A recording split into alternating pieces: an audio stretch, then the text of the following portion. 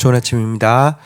로마서 1장 8절에서 17절 말씀 보겠습니다. 8절 먼저 내가 예수 그리스도로 말미암아 너희 모든 사람에 관하여 내 하나님께 감사함은 너희 믿음이 온 세상에 전파됨이로라.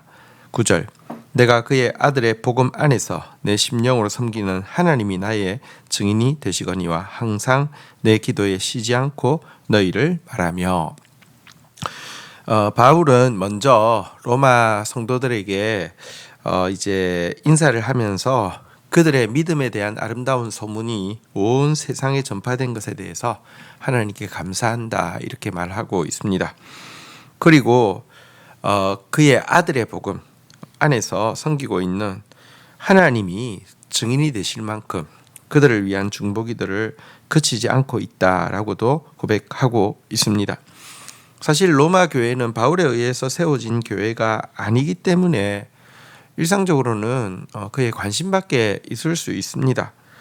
그럼에도 불구하고 오늘 본문에 보면 그들의 믿음을 인하여서 너무 감사하고 그들을 위하여 간절히 중보하는 바울의 모습에서 바울이야말로 정말 그 자기 왕국을 세우기 위해서 하나님의 이름으로 사역하는 사람이 아니라 그분의 왕국을 세우기 위해서 하나님의 이름으로 사역하는 진실한 사역자였음을 알 수 있습니다.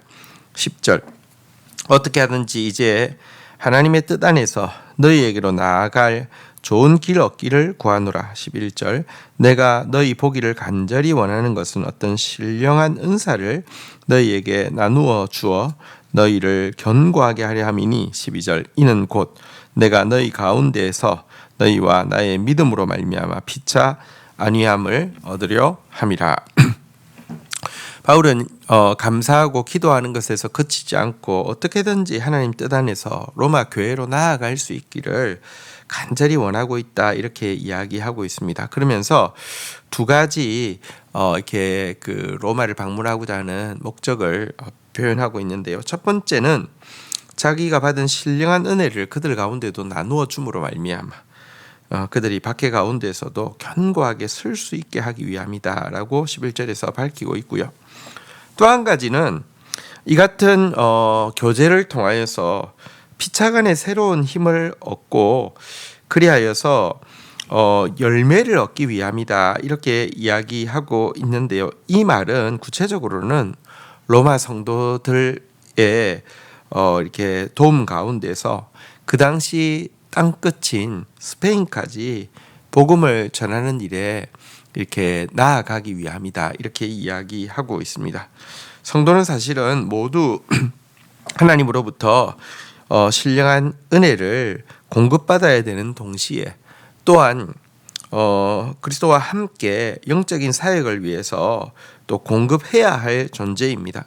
사실 열매라는 말이 무엇입니까? 충실하게 공급을 받아야지 열매가 맺히고요.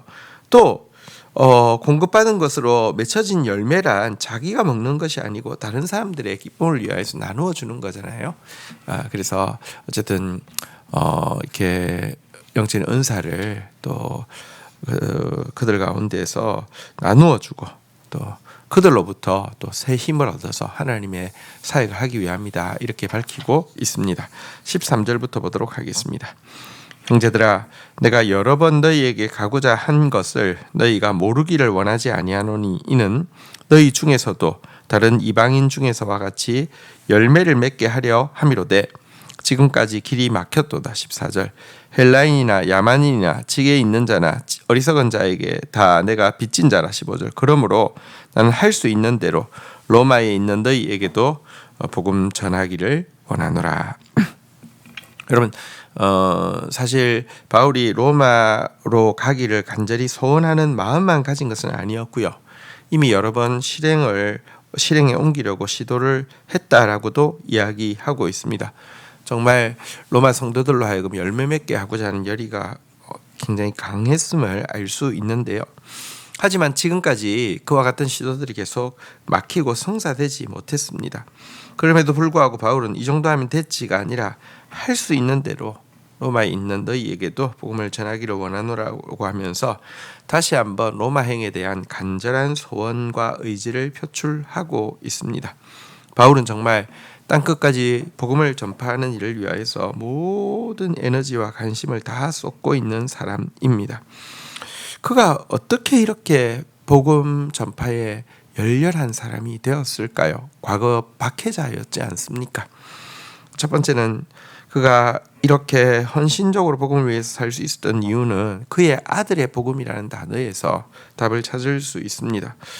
정말 예수 그리스도를 발견하고 나니까 과거 그가 유익하게 여겼던 모든 것들이 예수 그리스도라는 이 복음 앞에서는 정말 배설물처럼 여겨질 정도로 예수가 너무 귀하기에 그 귀한 예수를 나누어 주고자 하는 열의가 그를 삼켰던 것입니다. 또 한 가지 이유는 14절에 나와 있는 대로 빚진 마음입니다. 하나님으로부터 갚을 길 없는 빚을 탕감받았기 때문에 다른 사람들에게 그 빚을 이렇게 갚아주는 것으로 어떻게든지 하나님을 향해서 섬기고자 하는 마음이 있었던 것입니다. 그러나 이 빚진 마음이 너무 강했기 때문에 복음 전하는 일에 대해서 부득불할 일이고 그렇지 않으면 자기에게 화가 있다라고까지 이야기할 정도로 복음에 헌신적이었음을 보게 됩니다. 16절부터 보도록 하겠습니다. 내가 복음을 부끄러워하지 않으노니 이 복음은 모든 믿는 자에게 구원을 주시는 하나님의 능력이 됩니다.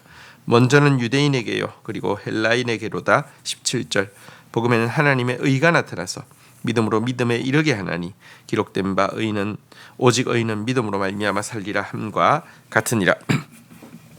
하지만 사실 바울이 살고 있던 시대에 그의 아들의 복음, 예수의 복음은 사람들에게 어리석은 것으로 여겨지거나 아니면 아주 위험한 것으로 여겨져서 적발이 될 경우에 생명을 잃게 되는 그런 것이었습니다.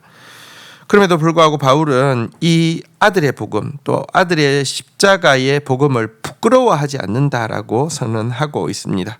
왜 부끄러워하지 않는지에 대해서 두 가지로 이야기하고 있는데요. 첫 번째는 이 복음이야말로 모든 믿는 자에게 구원을 주시는 하나님의 능력이 됩니다라고 선언하고 있습니다. 당시는 이 철학이 굉장히 발달한 때였습니다. 인류 역사상 철학이 가장 발달된 때이죠. 많은 철학자들은 자신의 가르침을 구원의 약이라고 불렀습니다. 내 가르침대로 하면 구원이 이루어진다는 것입니다. 하지만 그들의 가르침은 그것을 열렬히 따르는 사람의 내면도 변화시킬 수 없었고 그 가르침이 적용된 세상을 새롭게 하는데도 사실은 실패작이었습니다. 구원의 약이 아니었습니다. 진짜 그의 아들의 복음 외에는 우리의 내면을 변화시키고 이 세상을 변화시킬 구원의 능력은 없기 때문에 바울은 이 복음에 대해서 부끄러워하지 않는다 이렇게 이야기하고 있습니다. 또 17절에 보면 바울은요, 이 복음에는 하나님의 의가 나타나기 때문이다라고 이야기하고 있습니다. 당시 로마는 모든 종교의 백화점이라고 할 정도로 수많은 종교들이 있었습니다. 하지만 그 중에 어떤 것도 진짜 하나님의 의가 무엇인지를 기준을 정확하게 보여주고 결국 그리하여 인간으로 하여금 의롭다고 칭하게 하거나 실제 의롭게 변화시켜 줄 수 있는 종교는 없었습니다. 하지만 이 아들의 복음은 하나님의 의가 무엇인지 정확하게 보여줄 뿐 아니라 예수 그리스도의 보혈로 말미암아 죄 많은 우리들이 그분 앞에서 의롭다 칭하심을 받고 또 결국은 성령의 능력 안에서 의롭게 변화되어지게 할 수 있는 의의 복음이기 때문에 하나님의 의가 당당히 드러나기 때문에 그는 이 복음을 위하여서 헌신하게 된 것입니다. 한편 이 17절은 정말 의롭게 될 수 있는 것은 오직 십자가를 통해서 완성된 복음에 대한 믿음뿐이라고 이야기하고 있는 이것은 사실은 이제 바울의 가르침, 그러니까 이신칭이라는 그의 교리를 가장 잘 보여주는 내용이라고 할 수 있는데요. 자, 그런데 이 구절은 실제로는 하박국서의 인용입니다. 하박국서에서는 이렇게 그 전체 내용이 이렇습니다. 보라, 그의 마음은 교만하며 그 속에서 정직하지 못하나 의인은 그의 믿음으로 말미암아 살리라. 여기 보면 의인이 믿음으로 산다는 것이 구체적으로 어떤 것인지를 보여주고 있는데요. 그러니까 이 구절에 보면 의인의 믿음의 반대말이 교만한 자의 정직하지 못함이라고 되어 있음을 보게 됩니다. 그러니까 진짜 구원에 이르는 의인이란 겸손한 자를 말하고 구원에 이르는 믿음이란 죄를 정직하게 인정하는 것을 의미한다, 이렇게 이야기할 수 있습니다. 자, 그런데 이 이신칭의의 가르침은요, 사실은 인간의 행위가 아니라 그 예수님에 대한 믿음으로 구원에 이른다라는 가르침은 계속해서 역사 가운데, 교회사 가운데 저항받고 있었음도 알게 됩니다. 하박국 시대에 의인은 믿음으로 말미암아 산다고 할 때 그들의 저항은 아니라고, 유대가 실질적으로 강력한 군사력을 가져야지만 구원을 받을 수 있다라고 하는 말들 앞에서 묻혔습니다. 바울 시대에는요, 의인은 믿음으로 말미암아 살리라는 가르침이 아니라고, 율법을 지킬 때에 의에 이른다라고, 구원에 이른다라고 하는 율법주의자들에 의해서 계속 도외시 되어졌고 또 저항받았습니다. 마틴 루터 시대에는 의인은 믿음으로 말미암아 산다라고 할 때 아니라고, 교회의 권위와 전통을 통하여서만 구원받을 수 있다라고 하는 세력이 오직 인간의 행위가 아니라 믿음으로 구원받는다라는 진리를 위협했습니다. 그러나 정말 오직 의인은 믿음으로 말미암아서만 살 수 있다는 것, 이것이 복음일 뿐만 아니라 이것이 진리입니다. 주신 말씀 붙잡고 기도하며 나아가도록 하겠습니다. 하나님 아버지, 감사합니다. 바울이 정말 하나님 나라를 세우기 원하며 하나님 나라를 세우는 일에 얼마나 헌신되었는지 보게 됩니다. 주님, 우리도 하나님 나라를 세우는 사람 되어지게 하여 주옵소서. 이 일을 위하여서 먼저는 정말 하나님의 신령한 은사들로 견고해지게 하여 주시고, 또 자신이 영적으로 성장하는 것에만 머물러 있는 자가 아니라 정말 또 다른 사람들을 위로할 수 있는 사람, 그 좋은 열매가 되는 사람 되어질 수 있도록 은총을 베풀어 주시기를 간절히 간구하고 소원합니다. 하나님, 우리에게 주어진 그의 아들의 복음을 인하여서 감사합니다.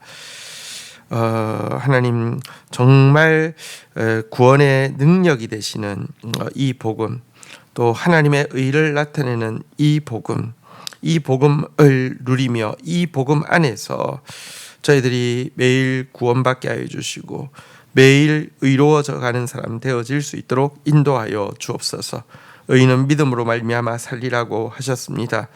구원받는 의인이란 겸손한 자이며 구원에 이르는 믿음이란 정직하게 죄를 인정하는 회개일진데, 하나님 정말 겸손한 자로 또 회개하는 자로 정말 의인은 믿음으로 말미암아 살리라는 말씀대로 말씀과 붙들고 매일 구원받고 매일 주의 의에 이르는 한 해가 되어질 수 있도록 저희를 붙들어 주옵소서. 예수 그리스도의 이름으로 기도 올립니다. 아멘.